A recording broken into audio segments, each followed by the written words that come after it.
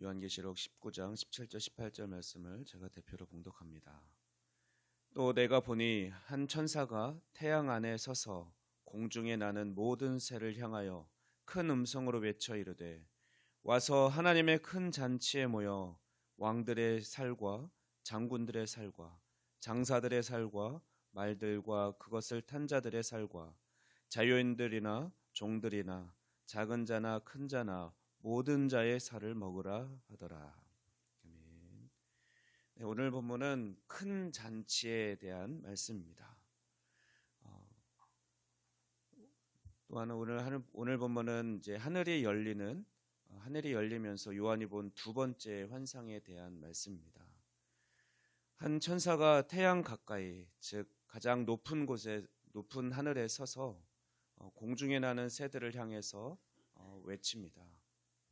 천사는 새들에게 하나님의 큰 잔치에 모여 왕들의 살, 또 장군들의 살, 장사들의 살과 또 말들과 그것을 탄 자들의 살, 또 자유인들이나 종들이나 작은 자나 큰 자나 모든 자의 살을 먹으라고 명령합니다.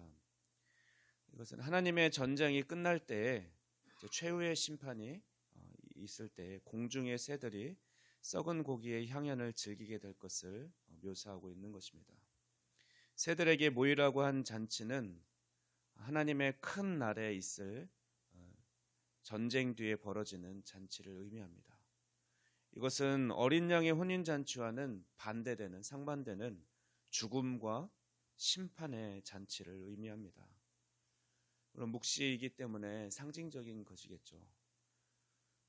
그러나 우리가 역사적으로 알 수 있는 것은 고대에는 전쟁이 끝나면 전쟁이 나면 전쟁 중에 죽은 시체를 묻을 시간이 없어서 그냥 내버려 두었고 그러면 공중의 새들이 와서 그 시체를 먹었습니다.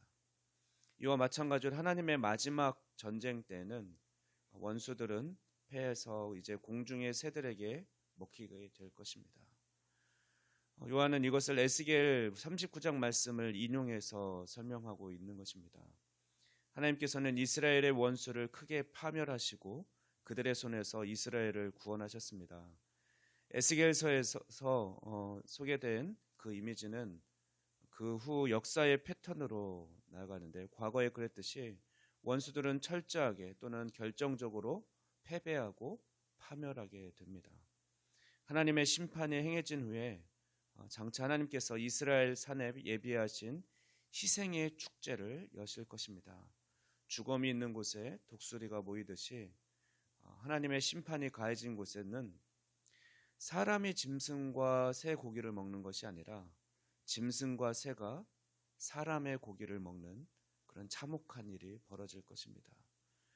전쟁의 결과는 하나님에 의해서 사실 이미 그 결론이 결정되어 있습니다.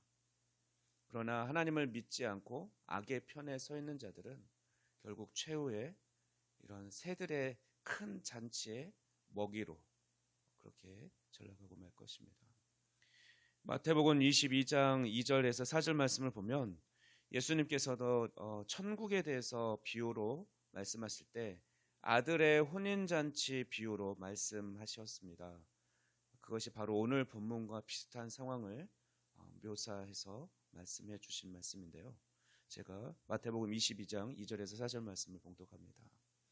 천국은 마치 자기 아들을 위하여 혼인잔치를 베푼 어떤 임금과 같으니 그 종들을 보내어 그 청한 사람들을 혼인잔치에 오라 하였더니 오기를 싫어하거늘 다시 다른 종들을 보내며 이르되 청한 사람들에게 이르기를 내가 오찬을 준비하되 나의 소와 살찐 짐승을 잡고 모든 것을 갖추었으니 혼인잔치에 오소서 하라 하였더라.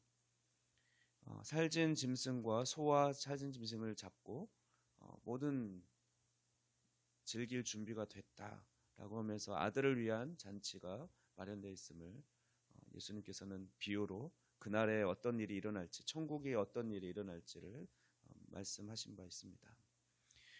구원의 완성에는 이 심판의 완성도 포함이 되는 것입니다.